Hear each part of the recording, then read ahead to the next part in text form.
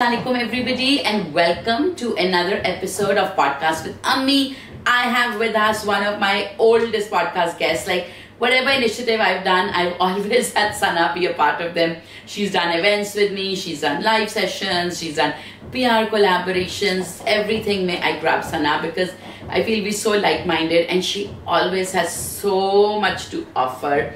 So it's fantastic having her. So we have with us the Sana Vakar from Reading Nook. She runs these fantastic reading clubs and writing clubs and also now does teacher trainings with LUMS. So I wanted to talk to her about, the issues that are surrounding all parents today about how do you make your child a reader? How do you ensure they read? How do you get them to read every day? ये कहना तो बात आसान है. Read every single day, but क्या पढ़ाना है? कैसे पढ़ाना है? What are effective strategies? So hi Sana. Hi Aisha, thank you so much for having me. No, thank you. So Sana, I want to your entire business model and passion project, everything is based on your child needs to be a reader. Yeah. लेकिन आज की दुनिया में जब पहले कहा जाता था you need to be a reader so you can become a writer. But उस दिन I still believe I'm a really good writer. But I realized that ChatGPT से people can even copy author styles. Yeah. And I remember when I was at convent, so they would say read the classics. Yeah. So you really learn the classic English structure. अब आप ChatGPT में एक proper prompt डालो, आपको classic English structure में चीजें आ जाएंगी. Do you still need to be a reader in today's world? That you've asked me. And I think this is something I always like to answer because it's very easy for parents to sit down and teachers to sit down and say your child needs to read every day because then they become great writers. But that is not primarily why your child needs to read. When you're putting your child in front of a book or when you're starting their reading journey or when you're starting your personal reading journey, the most important thing you need to know is why am I doing this? Like you go to the gym every day, right? You need to ask yourself, why am I going there? Am I going there to lose weight? Am I going there because I want to be fit? Am I going there because I have a hot group of friends that I want to mingle with? What are my reasons? Reading ke baare mein bhi, when I talk to parents, I'd ask them that why do you want your children to read? And I want parents to understand why they need to be readers.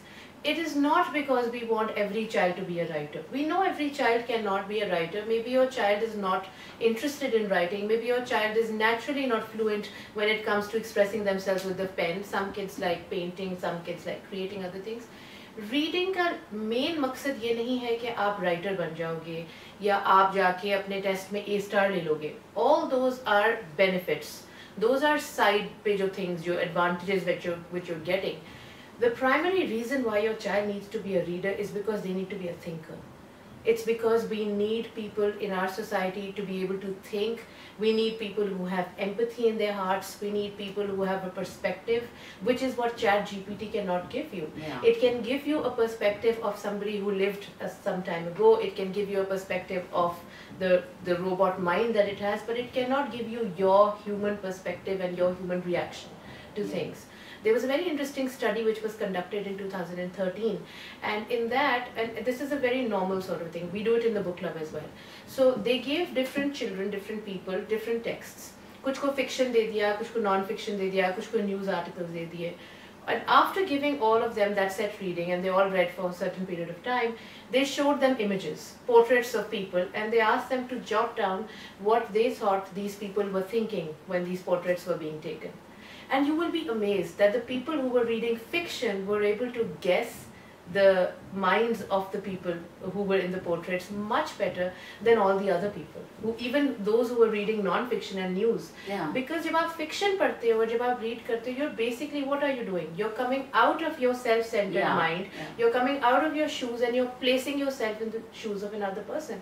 So it's essentially building perspective, it's building empathy, it's building your entire thought process, which is something I felt that, the education system is not doing for our children, which is why I started my clubs, because this is the kind of learning we do in our clubs also.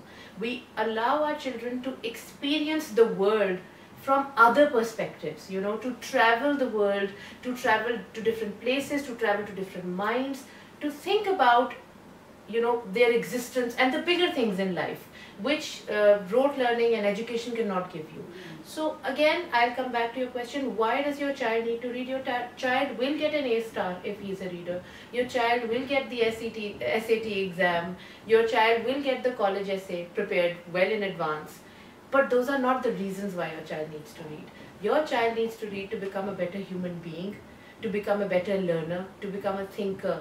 Because if you look at the trajectory of the world, all people who have made inventions, who have been leaders, who have caused revolutions, they've all been readers. They've all been thinkers. और thinking आपकी अपने कमरे में, अपने bubble में बैठ के नहीं develop होती. You need to experience. So either you get those life experiences because you're traveling so much, or you're out on the roads. Like I tell my students a lot, that the wisdom that you have is far lesser than the wisdom of a street child. Because the child on the street is going through so much more, he's experiencing so much more than you are. So his wisdom, even if he's of the same age, will not be matched to your wisdom, right? Even if he's not doing the right things in life maybe. But his experiences will train him. You will get your training when you get out of your body. You go and you inhabit another person's body. You see life from another person's perspective. You find out about the various kinds of issues that plague people all over the world.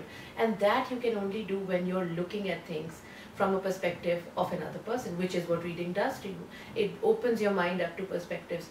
Very interestingly, now that I'm in my 30s, I've realized, a lot of people tell me that you're very instinctive and you're very intuitive and you know exactly what the other person is thinking. Maybe it's because you've taught for so long, maybe it's because you've been in the education sector for so long, and I tell them, no, it's not because of that. I was always very intuitive. I could always tell where the other person was coming from. I always had a greater insight into the minds of my friends, people in my workspace. And all of that in my workspace. And you think that's because of reading? Yes, now I think that it's from another person's perspective. I just have that gift because I started reading very early on. Yeah. So now when I'm in an argument or when I'm in a conflict situation, even if it's with my domestic help, let's say, I can look at things from her perspective. I can look at life from her perspective and see how wrong I am sometimes, or how I might be not in the right place, or that my truth is not the final truth. There are other subjective truths in the world also. So unless and until we educate our children in this kind of discipline, I don't think we can have an educated community. And that is why reading is important.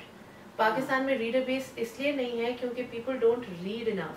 And then even if we have schools, we have libraries in the schools, they're not doing that. They're not doing this. I feel that often the library lesson is just like an accessory lesson. It's a gossip lesson. And there is no structure. There's no understanding. It's like when I ask my children, because har bachche ke timetable library lesson, I'm like, what do you go and do? So there is no structure, no curriculum. Somebody will be completing a missed work. Somebody will be gossiping in the side. Somebody will use that to complete assignments. One or two poor souls will be looking for books here and there. और वो मिलेंगी नहीं, उनको guidance नहीं मिलेगा. Yes, there's like no structure. Okay, we're coming back to reading, Sana. So when you talk about reading, are you talking about reading books? Like, what do you think about the habit of reading newspapers? In the morning, like Dawn newspaper, Sunday ko. What about like reading blogs? What about taking reading? Because I also feel like, with Ahil, my number 2, who's really an academic child. Yes. I've been struggling, like jab se school shuru hua, so I was very ambitious because Bill Gates finishes a book. Oh, busy and he was on that streak. I remember him telling me, I've got these books and I'm reading them. I was like, Ahil, like a Bill Gates with everything that he's doing, and he's so busy. Can finish a book a week, so can you. Honestly, jab se school shuru hua na, we're still on the first book. So I'm also thinking that you think reading expectations need to adapt and go from reading books to now reading op-eds, reading newspapers, reading blogs, because or should we just stick to books and say, okay, bhai, develop this attention span? Perspective from what a lot of people say. Now, a lot of the times, because I run an adult book club as well, so I know what adults are thinking as well. I have been mingling with adults also, and I understand that there is a certain weightage that we give to non-fiction. There's a certain importance that is given to self-help or news or non-fiction, which I really enjoy as well. I love non-fiction. Like Stephen Covey की 7 Habits of Highly हर बंदे ने पढ़ ली होंगी. आप और कोई पढ़ लो. I find non-fiction very interesting because I feel that it gives me the most bizarre things that fiction cannot sometimes. But having said that, When you talk about reading, and when I talk about reading, I'm talking about reading fiction. This was the stuff which back in the day, in the Victorian era, they used to snatch these novels out of women's hands and say, because what crap are you reading? Yeah. Either you're reading, about romances, or you're reading about runaways or castaways, or you're reading about refugees. This is crap. This is all fiction. It ruins the minds of people. But that is what we want. We want to ruin those minds. We want to cause a little bit of a shakiness in the minds of the reader so that they can go beyond the status quo that they have been so receiving and then create something of their own. So when I'm talking about reading, I'm essentially talking about reading fiction, because reading fiction gives you the ability to perceive. And that drives you, that builds your perception. जैसे छोटे बच्चों को भी हम कहते हैं, when they read fiction, तो उनकी comprehension बेहतर होती है, because they are able to understand characters' perspectives. When you talk about non-fiction, that kind of reading is also reading. It's very important, because there's a lot of important stuff that people are doing, writing, and you need to be aware of it. But what builds your perspective, what builds your stamina, what builds your empathy is going to be the fiction reading. Having said all of that, it's very difficult to pack reading into today's schedules. Kids are so busy. They come from school, they have their homeworks, they have their activities, they have this, that, blah, blah, blah, blah, blah. So much. How do you get reading into their schedule, or even yours for that matter? I was reading like one book a week, like you said, or in 3 days I was finishing a book when my kids were infants, because I would be feeding them and I would be reading. So I would be feeding them and reading. Now I don't get that kind of time. But that does not change my self-image of myself as a reader. And that is what I feel that parents and educators also need to rethink. Because children come to me and they say, oh, we're not readers. And then I ask them, well, how frequently do you read? They're like 5 minutes a day, sometimes we don't read. But I'm like, do you enjoy reading? Do you at least give 5 minutes of that time? Do you still want to go to that book? Well, then you are a reader. So we need to change that mindset, because readers have their own, topographies. They have their own life. Sometimes you're reading too much, sometimes you're reading too less. Sometimes you're devouring one book in a day, and sometimes it takes you months to struggle with a particular book and then you chuck it away. One thing that I tell all my parents is that if your child is not getting through a book, एक book है जो कि पढ़ी भी है और उसके 10 pages पढ़े, उसके आगे जा ही नहीं पा रहे, so then don't read it. Let it be. It's not the book which your child needs at that particular time, because if they did, they would have read it. Move on to something else. We have to. This is why kids love scrolling on the YouTube shorts. Because they have the option. I don't like this. Within 10 seconds, they have the option to scroll up. But reading ke saath, we don't give them that. I'm not saying that the 10-second attention span is something we are all looking for. But we are looking for something that they fancy, that suits their needs and their abilities. And when they get that, they engage with it. So firstly, we need to understand that if your child is not reading that particular book, then maybe I need to switch it up with something else. If sometimes children need to read below their reading level, because that helps them gain the confidence and see themselves as readers. Sometimes children need to read above their reading level, because that child requires that kind of engagement and stimulation. So we provide it according to their needs. And if you're not doing that, then you're not getting anywhere, right? It's like you going to buy a dress that doesn't fit you, but then somebody keeps saying कि ये बहुत अच्छा लग रहा है, इसको पहनो, तो आपने नहीं पहना. It's not according to your life. Even if you buy it, it's just going to hang in your Even if you go and maybe you wear it once and people applaud you, you're not comfortable in that. It keeps hanging in the closet. Eventually you chuck it away, you give it to someone else. So it's the same with books. We need to give our children some freedom and autonomy, and then pack it into their schedule in a way that helps them with everything around them.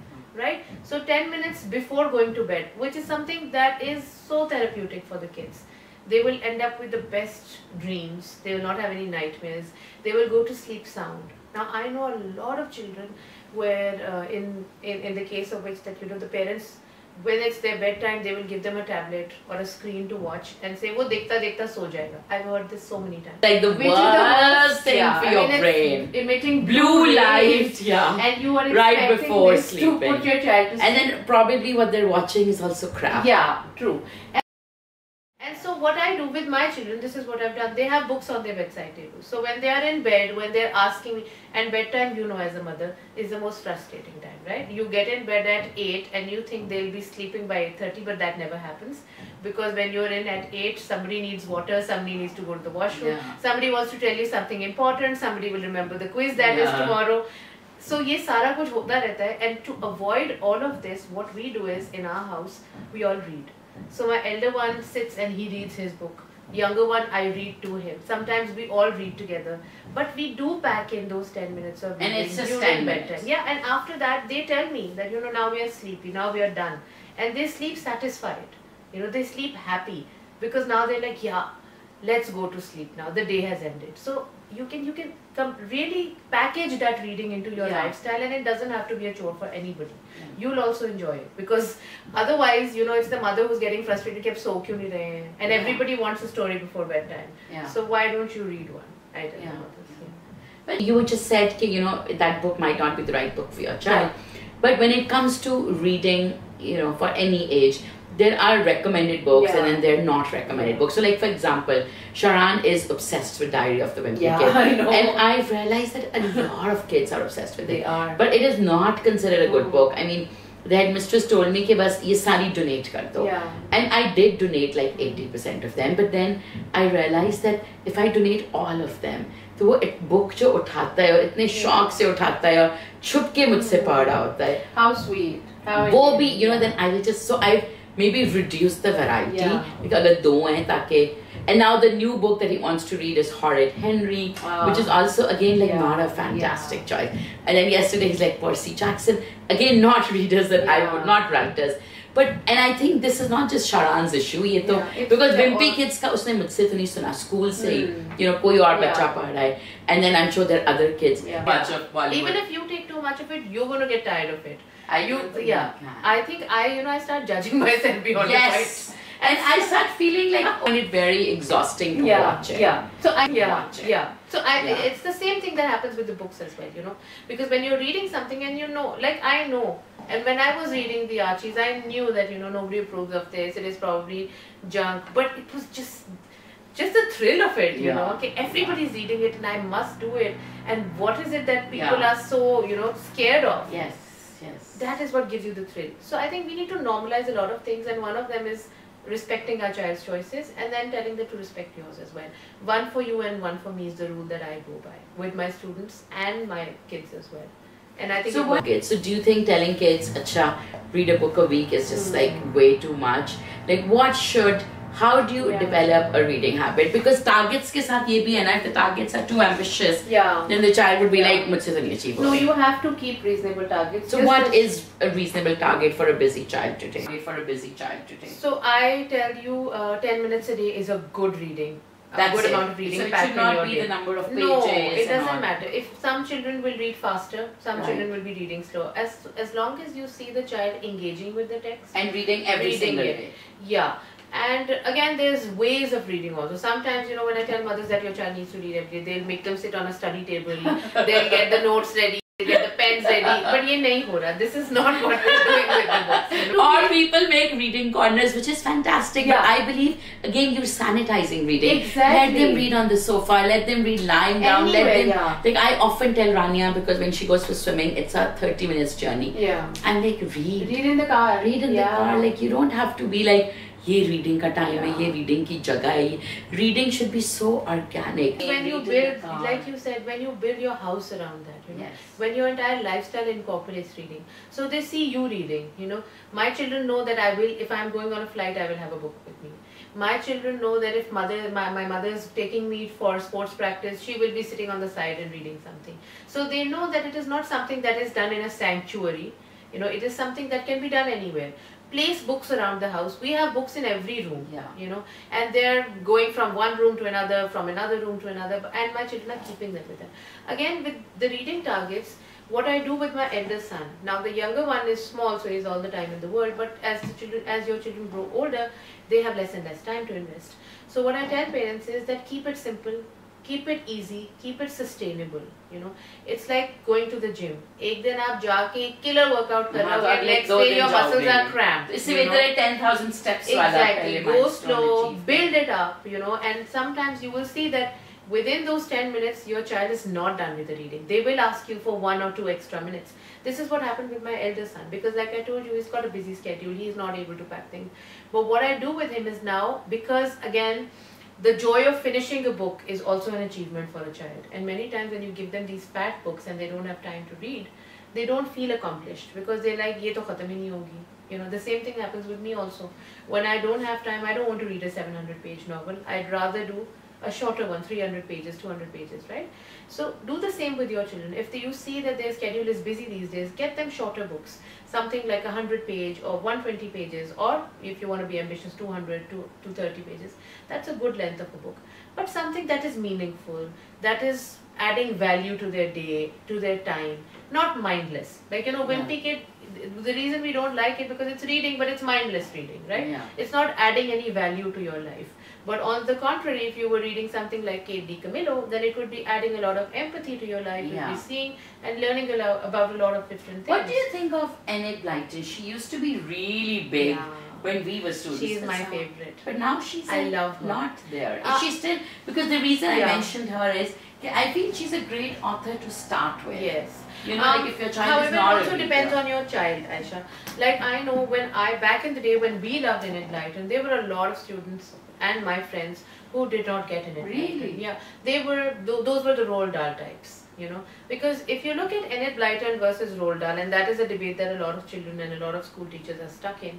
Do we read Enid Blyton? Do we read Roald Dahl? So I'm an Enid Blyton kid. I like Why? the English picnic. I like the descriptions. I like And the delving simple into language. the simplicity Very of it. simple Yeah. language. I enjoy And that. also very simple. Like I feel what Enid Blyton does so well is the stories have a clear beginning, Yeah. clear middle. Like the narrative arc is It's a little yeah. too simple. Yeah. But like, you know, there's no complications Yeah. and structure. So a kind of reader that enjoys Enid Blyton. which is what kind? Which is the kind of A reader starting who's off reader. Not really. It has to do with the personality type. From what I feel, it has to do with, because if you're a very calm person, you like to be, you know, in your comfort zone, and you like reading for enjoyment purposes. You don't like a lot of shock value in your reading. Then you like Enid Blyton. Okay. Roald Dahl will give you shock value, you know. Yeah. He will have that old woman who's being called a hag in the books. He will have that child who's putting all of mom's things and making a medicine out of it. He is going to be writing a story about a child who goes into a giant peach, you know, and all these things have shock value, you know. They shock the reader, they excite their imaginations, it's titillating, it's exciting for kids to read.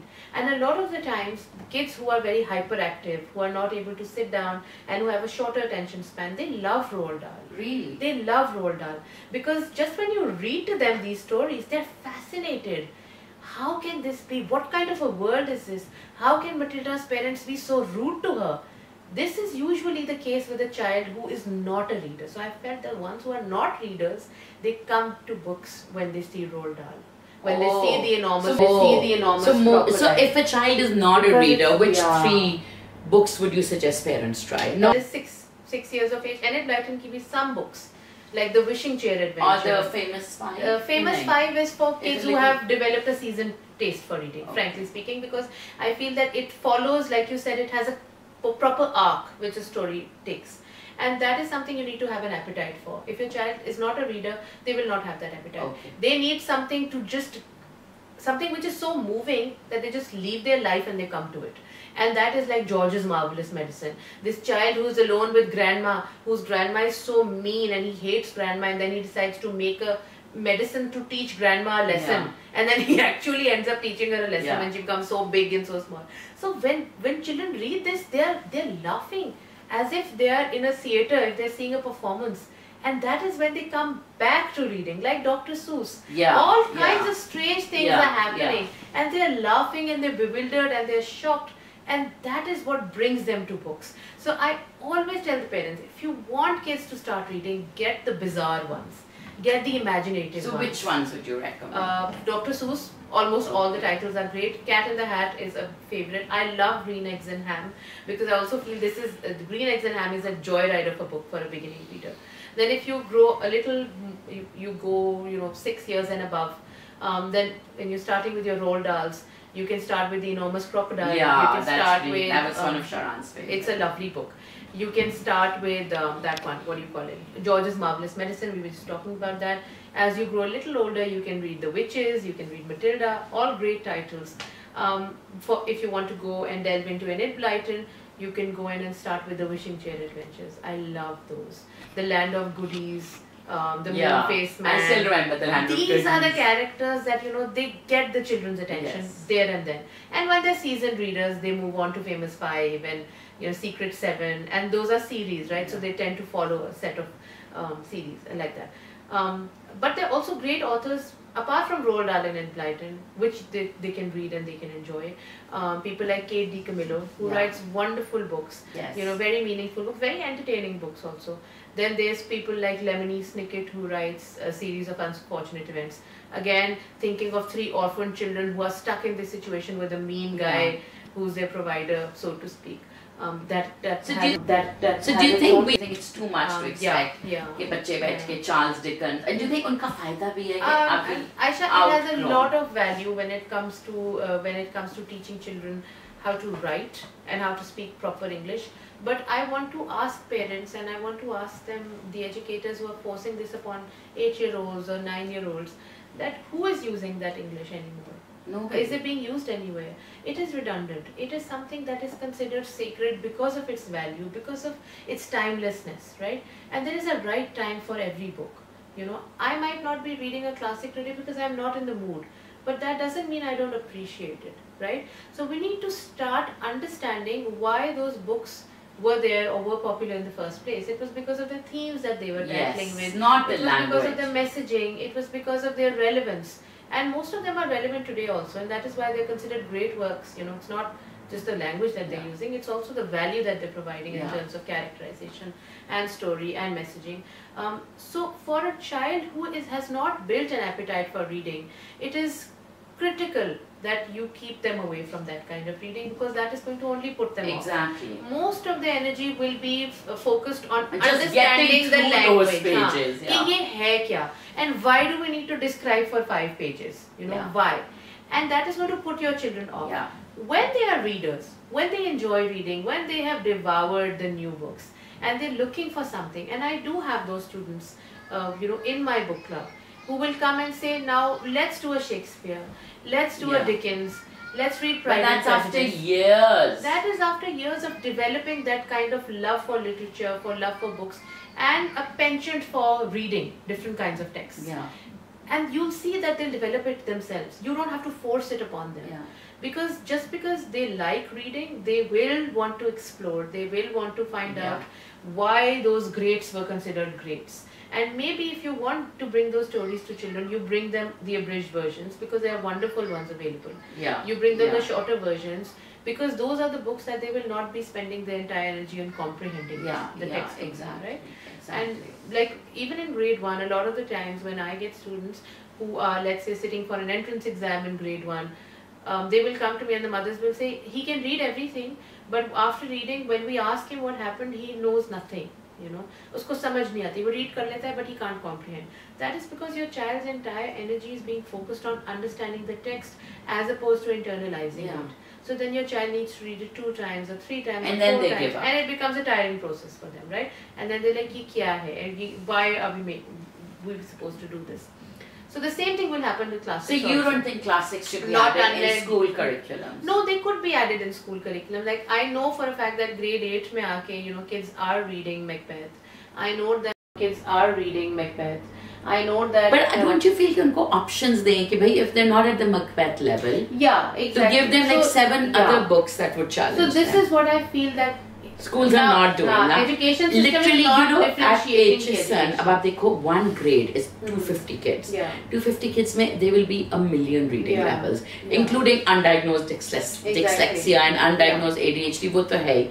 And you're giving them 1 novel, which to me makes no sense. Like, why not give them 10 ki choice? So the ambitious kids might even read all 10, and the other kids have choices, rather than saying कि बस यही पढ़ना है, which I feel that there are areas in which you can't give a child a choice. Like you can't tell them कि maths ना पढ़ो because you're not getting it. Sorry, but in books to develop a love. Love develops with ownership. Yeah. जब आप ownership ही नहीं दे रहे to choose the book, when you like बस ये school का curriculum है ये पढ़ो. Yeah. Then I don't know. Scope for differentiated learning in schools, Yes. you know, because school is going to follow the standardized curriculum. It is going to give your child whatever everybody else is doing. So what if a child is reading above or below that level? Yeah. There's nobody to cater to that. Yeah. I'm glad there are some schools now that are thinking in terms of differentiated learning, but not at a larger level. At a larger level, your child is being forced to read the thing that they're being forced to Yeah. read.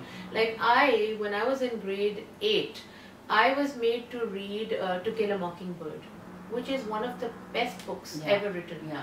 But as a student of grade 8, I could not make sense of it. Yes. And so it became I very loved To tiring. Kill a Even though I was a Mockingbird. big reader, Yeah. it became very taxing for me. Yeah. You उसके know? context समझना So काफी you're not मुश्किल है. ready for that, right? Yeah. I think as educators, especially the schools in Pakistan, they really need to rethink their reading levels. Yeah. Many a times when I have, the book lists that come from schools also in the summer, and parents keep sending them to me, कि आपके पास ये book है, can we borrow it, which one should we read? Those book lists are not realistic book lists, frankly speaking. Yeah. They are not representative of the class's reading level at large. Because my son is in grade 4 now, and he had the Chronicles of Narnia in his reading list last year. Now I was amazed. I laughed out loud when I saw that. How is my son going to read the Chronicles of Narnia? And even if you force him to read it, will he get it? It will not make any sense to him. How is my son going to read the Chronicles of Narnia? So Sana, at the beginning of the summer vacations, winter vacations, generally भी schools reading lists भेजते हैं of recommended books कि आपके बच्चे ने पढ़नी. In some schools are strict and they expect them to log those books, and others. I'm sure you've gone through a lot of those lists. Yeah. Are those lists made by people who understand reading levels? Aisha, I think educators really need to rethink where their students are standing in terms of their reading.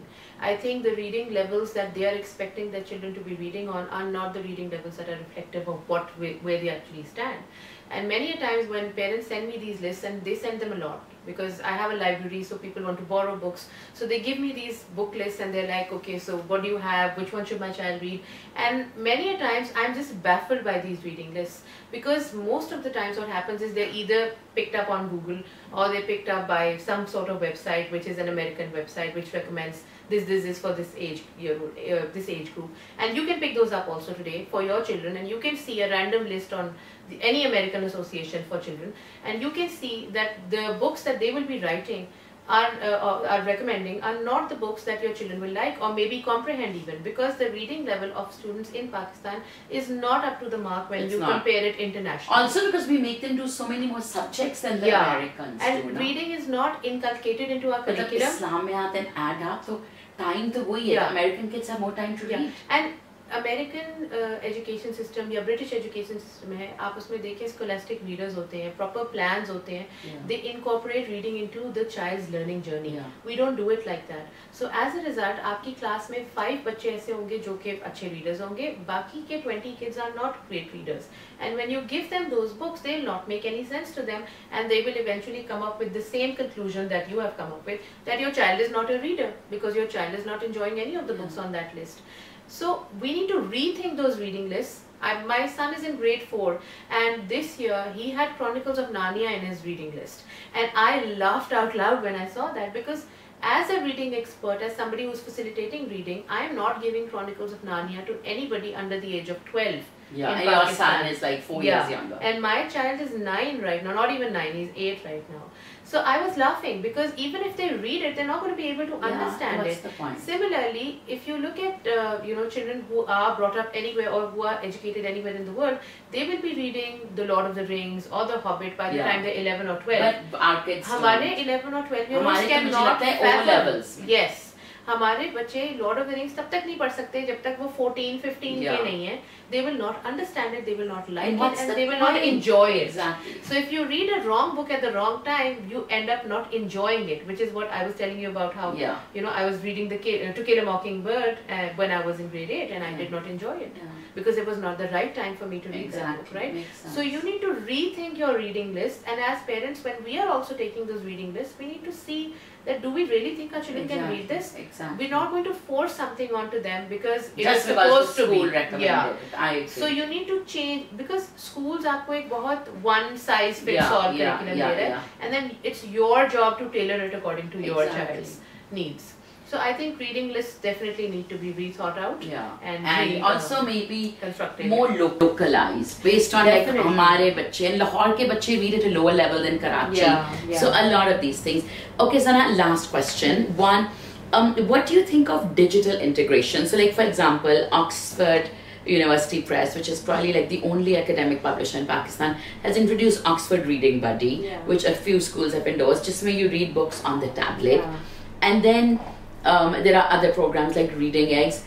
Is there any value to like reading a book in paper? Yeah, is it okay to just use Aisha, we're living in times that are rapidly changing. We know that the world that we live in is not going to be like this when the children grow up, right? So we need to prepare our expectations and our children's expectations accordingly. Now, I'm a big buff when it comes to reading a physical book. I need to have it in my hand to be able to read it. I'm not a Kindle person, but I do know a lot of people who have purchased Kindles, and they tell me that it's changed our life. Wow, and it's made them readers. It's made them read more. Even if they were readers, they're now able to read more because A, it's cheaper. B, you can just carry it everywhere. Very expensive. Yeah, you can carry it everywhere. And for people like me who have motion sickness, I can't read in a car. So if it's a Kindle, then I could possibly read in a car as well. Similarly with audiobooks also, a lot of the times we shun audiobooks by saying, ye to audiobook hai, ye padha to nahi na. But essentially they're grasping, even if they're listening. I tell my parents that rather than them listening to music in the car when you're on your way back, you can listen to an audiobook. And I feel audiobooks with a tone and it's a dimension further than just reading. And it is so much quicker. You can finish a book in one day, So if you're talking about like the big books or the heavy self-improvement books or the non-fiction ones, audiobooks are great for that because you'll be done in a day. Similarly, when you're integrating reading and digitizing it, I think it will only help children because our children are born into a world where they look at a screen, and if they're looking at a screen, because I know this is an accepted reality, my child will look at a screen. But what they will look at is something that I can control and I can have some say in that. So might as well read something when they're looking at a screen, might as well interact if they're going to play video games and play something that is going to also help sharpen their thinking, right? So I'm all game when it comes to this. I'm a little traditionalist myself, so I'm not doing it right now on a personal level. But if you can do it and if you are doing it, I think there's no better thing for you. Because it will only open up things. Now Pakistan mein, if you've looked at the book prices recently, they have skyrocketed because of the rupee falling. So rather old books is one way to go. But your children will be happy when they get a new book. So they will have the joy. So if you have a Kindle, you can just get it for a few dollars, and you can also borrow. There's a lot of e-libraries now that allow you to borrow at a very minimal price. So it is going to be cost effective for you. Your child is going to be happy. There's no wastage of paper. And so I think it's a solution that fits a lot of, ticks a lot of boxes. Okay, last question. I know I said that was the last one, but this is a question that a lot of people ask me. A lot of books have movies, and a lot of movies are based on books. Is there an order? Like, should you first read the book, then watch the movie? Or there is a biblical order, and that must be followed. And it is the book always comes first because the book is always better. And I'm not just saying it because I'm a big reader. Person, It's because when you're reading a book, you have the ability and you have the opportunity to internalize, to reflect, and to perceive. When you're watching a movie, you're looking at someone else's perception, right? So even if, a lot of Harry Potter fans are not happy with how Harry Potter is portrayed on screen. And a lot of them tell you that, Ron Weasley is not even a redhead. As he is in the movie, and a lot of characters are very different because that is the director's vision, right? That you are consuming. And it's also based on like so many other factors. And like Bridgerton abhi recently aaya tha, and a lot of people watched it and they were shocked to see there were black people integrated into Bridgerton because they wanted and I think ab to koi Asian bhi aa so unhone apni representation ke liye kiya tha, but it is not true to the book again, it's not right? True at all. As a movie maker, you're doing something because you have to bring something to canvas. and you have to adapt it. So you're doing all that you need to do. But that is your vision and that is your perception. When you read a book, you have the ability to make those perceptions. That's why I tell my children that, reading is active brain gym, because you're actively using all your brain cells and trying to imagine and understand. Movie watching is like passive. And movie watching is spoon feeding. It's passive. It's like somebody's telling you, "Ye khana pak gaya hai, ab ye hath aa raha hai." And that is why kids love it, because they're so tired. They come from school, they want to throw their bags and just watch. Sit, yeah. Or kuch sochne ki So it is different kinds of entertainment, and I think all kinds of entertainment are good, but we need to integrate active brain gym into our entertainment. Yeah, especially given that we're limited on time. Exactly. So use that time wisely. Yeah. Great. Thank you so much, Sana. We had so much to talk about. I think I have to call you back for like a part 2 and part 3. And that one can be about different things. Yeah. Yes. We can also talk other than books. We can have like a best movie adaptations or best books or the worst books that you've ever read. I'd love to do one on that. Yeah. So thank you so much. Thank you everybody for watching. I think Sana Vagar had itni amazing tips to inform parents about how to make their children readers. Also great guidance for what to do if your child is not reading. How do you navigate reading lists? How do you work reading? I know I've learned so much today. I really hope you have. Do remember to comment, send us your questions, like and share, and stay tuned for the next podcast. Thank you.